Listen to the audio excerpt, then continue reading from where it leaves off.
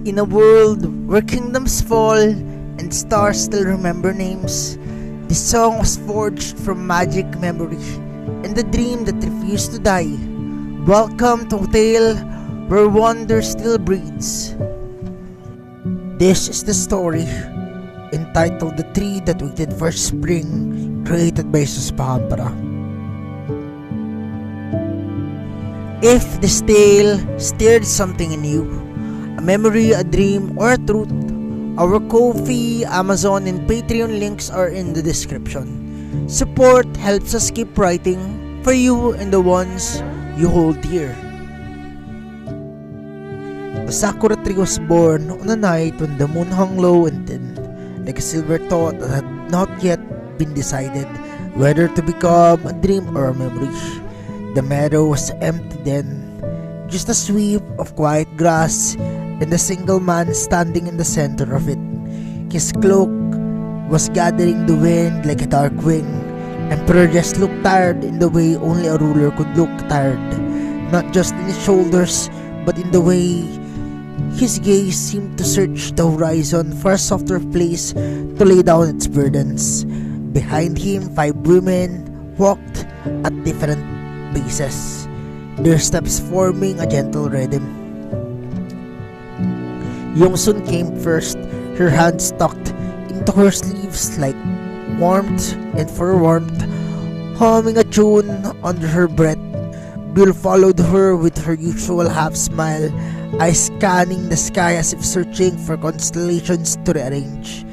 Wheaton lagged behind to kick at stones and danced around the small night flowers, laughter trapped in her throat like a secret waiting to be told. And June moved quietly, already turning the scene into unwritten lines in her mind. Yejin walked last, absorbing every detail, the smell of cold earth and the hush of grass, the way Jess's shoulders dipped as though he carried an invisible winter in him. "Here?" Yongsun asked, her voice a small lantern in the dark. "Here," Jess answered. He raised his hand slowly, fingers spread as if feeling for an unseen thread. The air shivered, and in that breath between silence and sorcery, it felt as if the entire night held still to listen. Jess whispered words not meant for human language, the syllables old as rivers and new as first kiss. Light trembled at his fingertips, soft and pale, and he exhaled. The breath that left him was not just air, it was the memory of his mother's lullabies, the warmth of shared blankets in childhood, and the sweetness of the first time he realized that love could be a home and not a battlefield. All of it poured out, a slow river formed that sank into the waiting earth. The ground glowed faintly, then cracked, and from that crack, a slender shoot unfurled. Bark formed where there had only been soil, delicate as porcelain. Branches stretched shy at first, and then bolder, reaching up to the sky like a prayer finally given permission to leave the heart. Petals emerged like whispered verses and yeses, pale, pink, and trembling, until a sakura tree stood before them, its blooming and blossoms brushing the night. Ween's lips parted in delight. "She's beautiful." Just lowered his hands, just rising and falling as if he had run a long distance. "Shall be our promise," he said softly. "A place we always return to every spring. Even when we're busy," Bill teased gently, stepping closer to slip a shawl from her shoulders and wrap it around Jess's. Emperors have a habit of disappearing into councils. He glanced at her, amused, despite his fatigue, especially when we are busy. June stepped forward and touched the trunk of the bark, and it was cool, but there was a faint heartbeat within it, like a far-off drum calling for someone home. "She feels awake," she murmured. "And then let's lift and greet her properly, Yejin said, drawing closer, her palm pressing beside Yoon's. Welcome, little tree. You're part of family now. Youngsoon began to sing.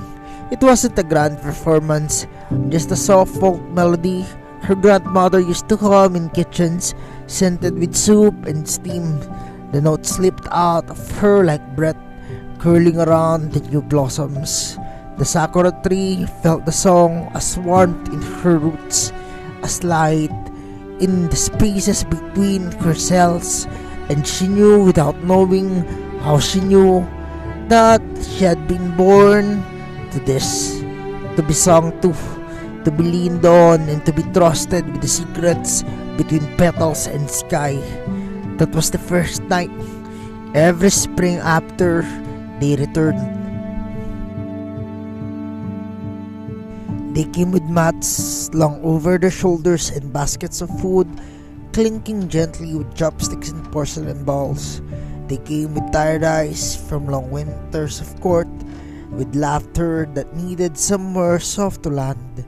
They came with new songs, old stories, apologies and promises, and they had always settled under the branches of the tree, as if that spot had been waiting all year for their wait. Buell would spread the mat with a flourish, letting it billow like a captured cloud, and Jess would place the baskets down and then pause, as if remembering something important. Inevitably, one of his wives would notice. "You forgot the pillows again," Wee-in would sigh dramatically. June would giggle, already scribbling on paper about an emperor who always forgot the small comforts but remembered the larger kindnesses. Yejin would settle beside Jess and absent-mindedly trace the petals on her back of his hand, little circles and falling shapes, as if mapping a secret galaxy only she could see. Each touch loosened something in his chest. Youngsun's voice would rise once more, blending with the rustle of leaves. Sometimes she sang something playful, and sometimes something wistful. Sometimes just hummed a line that reminded them of traveling trains and midnight buses, and the way young hearts used to race for simpler evenings. Once she sang an old ballad about flowers blooming on rooftops and lovers promising to meet under the same sky, and then the tree felt every note soak into her bark like rain. Sometimes Wee-in would grow asleep after eating too many sweet rice cakes. She'd lie down and then quietly slip her head into Jess's lap, as if it were the most natural place in the world. His fingers would hover awkwardly for a moment, then settle in her hair, stroking it gentle, distracted patterns as he listened to the other's talk. Buell, noticing the way his shoulders still carried invisible crowns, would wordlessly unfold a shawl and drape it around him again, tucking the fabric in without comment. She never made a big gesture out of it. She didn't need to, and just felt the warmth and knew it for what it was, a silent promise that someone saw the weight and it would share much of it as she could. Jiyun sat with her back against the trunk, using the bark as a writing desk. Her brush or pen scratched out lines that sometimes became poems, sometimes letters, and sometimes songs. Sometimes she wrote on the bark itself, not carving deep enough to wound, just letting ink kiss the surface, and the words would fade over time, but the tree remembered each one, storing them like pressed flowers between seasons. The sakura tree loved them fiercely, in a manner only a place can love the ones who made it sacred. Years passed, and then, in its rhythm, winter waiting, spring reunion, winter waiting, and then spring again and reunion, until the year they didn't come. The last autumn before the absence was long and gentle. The leaves fell everywhere and flared gold and red, but the sakura shed hers early. Trusting in the cycle, she stood there impatient under the first snow, thinking, soon they will come with cloaks and cold fingers, laughing about how they would foolish it is to visit a tree in the winter, and then they'll promise spring again. But the winter deepened. No footsteps disturbed the meadow. The forest that had grown around her, seeded by drifting petals over time, shifted and murmured.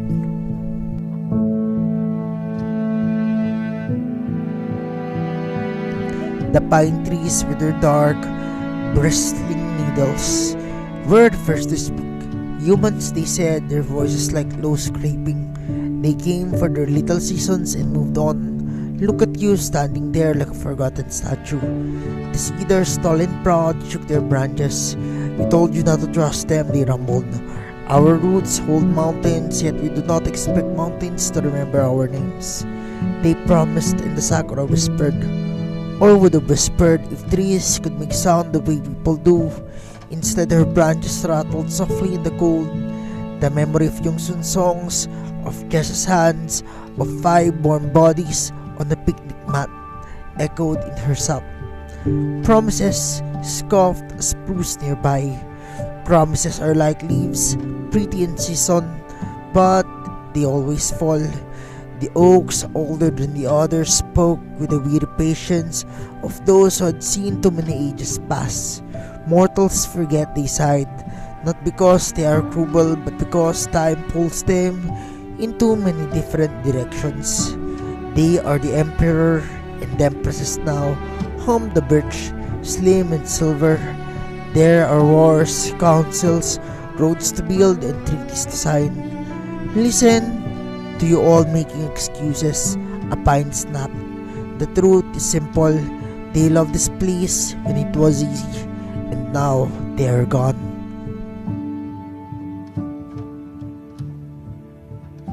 Snow fell thicker, and the sakura felt each flake like a quiet accusation. Her leaves, what few had remained clinging stubbornly to the branches, withered and fell.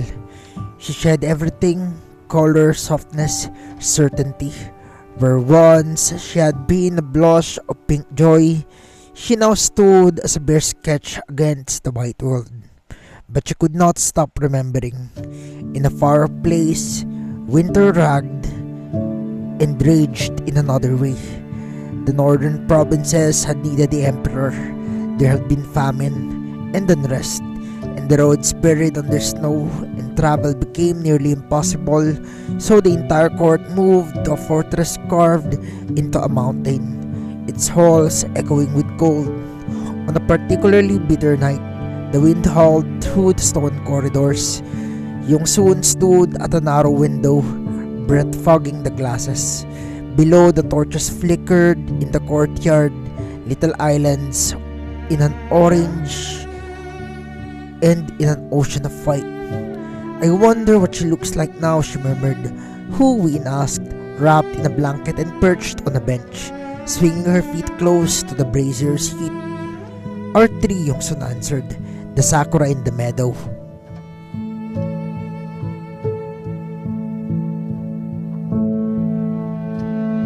Bill glanced up from the maps that she and Jess had been studying.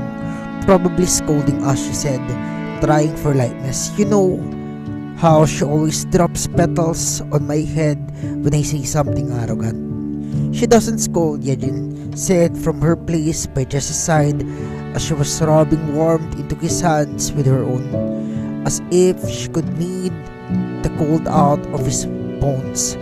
She listens. And then Ji-yoon, seated cross-legged on the floor with paper on her knees, looked up thoughtfully. If I were her, I'd be wondering if we still remember. Jess' jaw tightened. The guilt had been there ever since they'd realized that the snowstorms would make travel to the meadow impossible.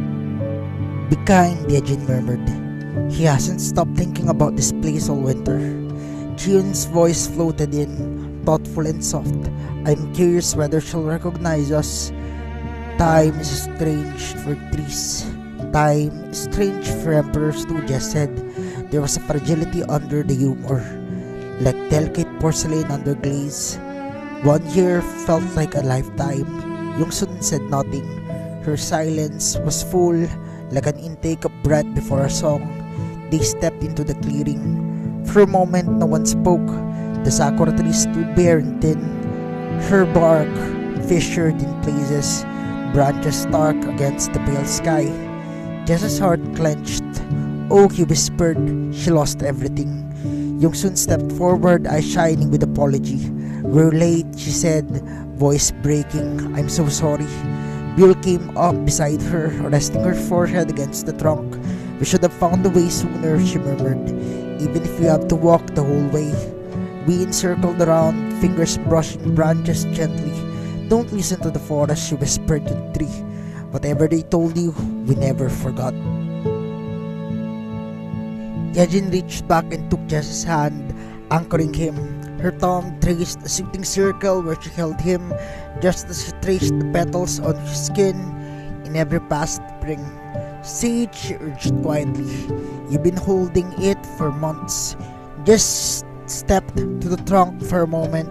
He simply stood there, eyes closed, palms hovering over the bark. When he spoke, his voice was low. I couldn't come, he said to the tree, to himself and to his wives and to the wind.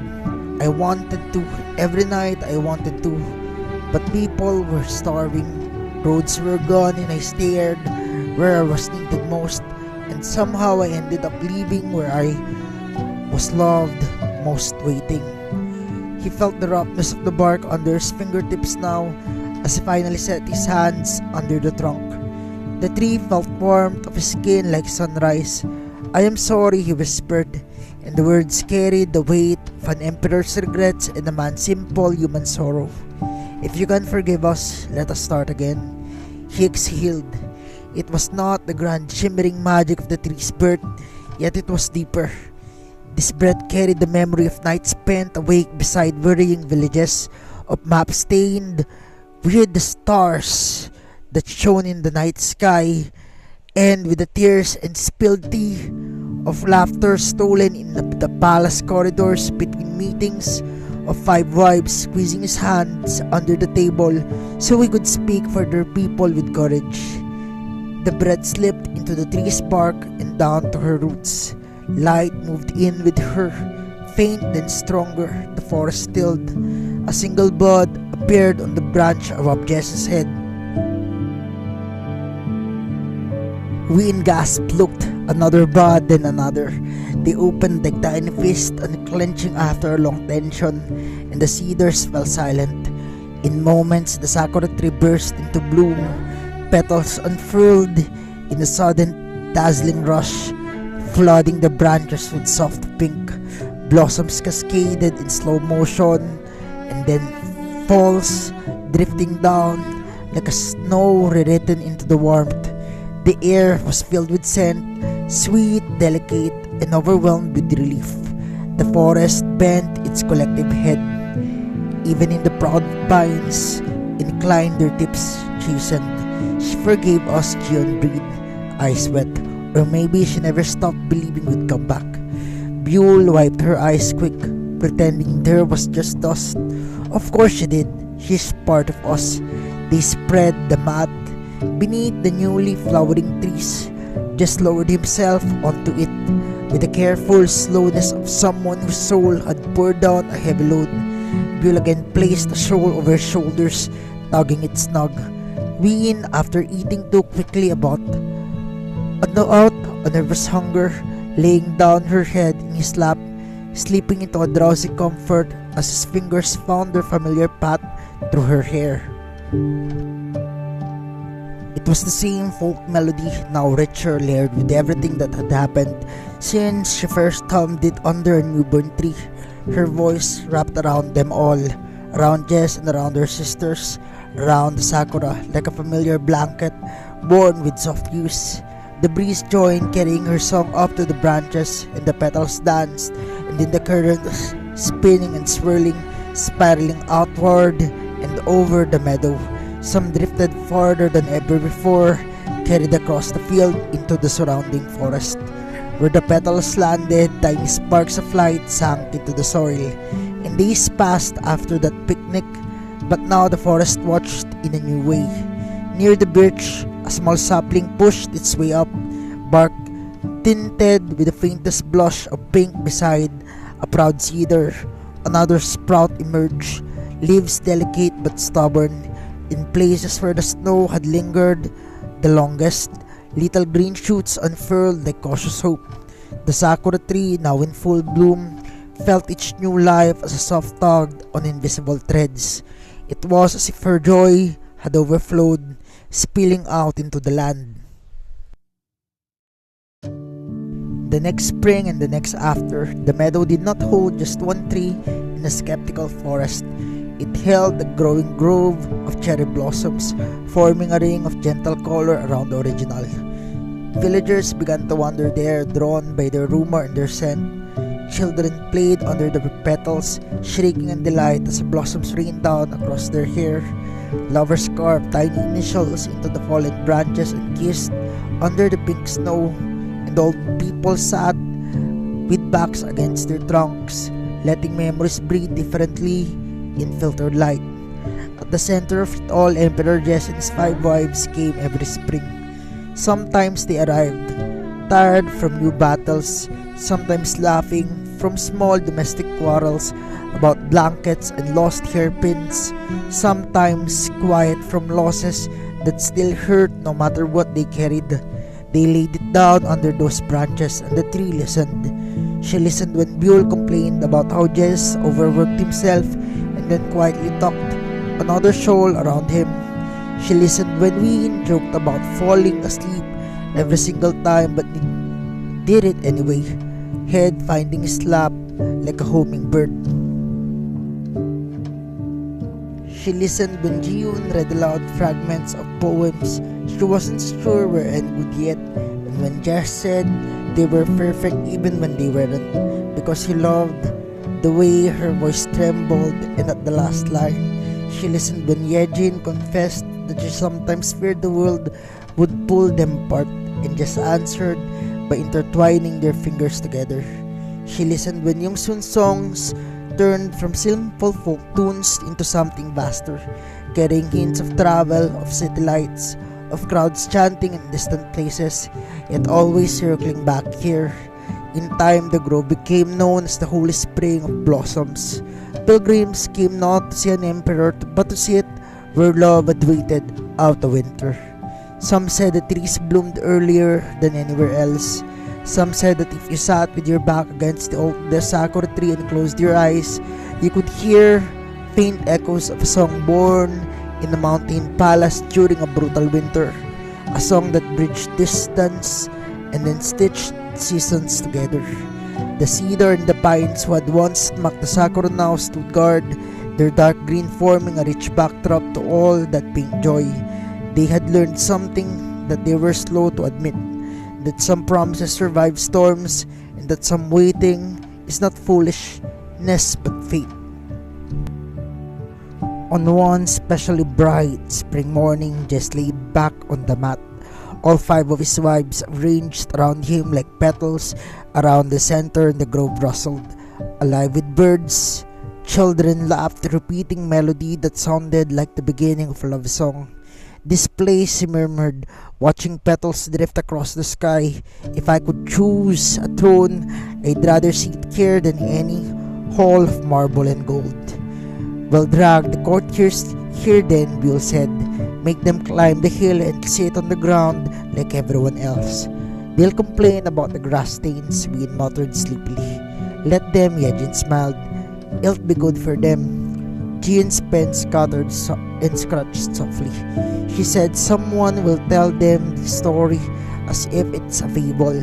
They'll say that the tree waited through mockery and winter, and when spring came late, she still bloomed first. And they lived out all the meetings and taxes and road repairs being added, and the shawls Buell noted. And the poems dear inside.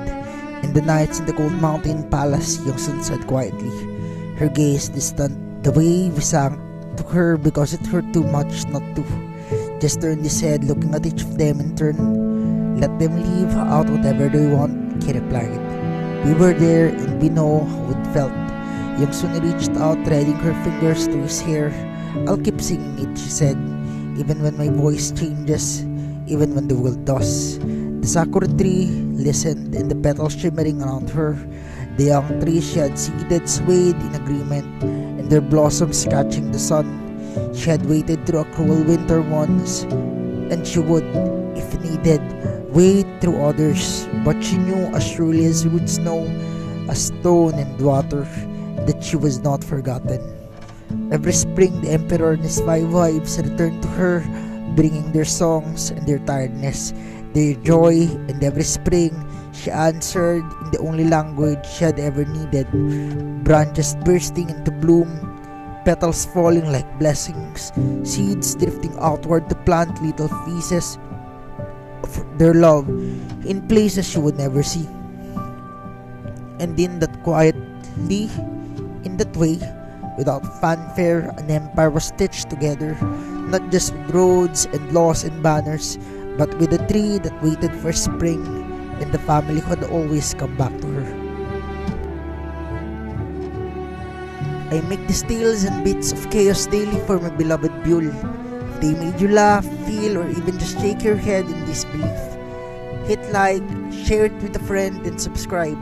Let's keep this wild, heartfelt ride going.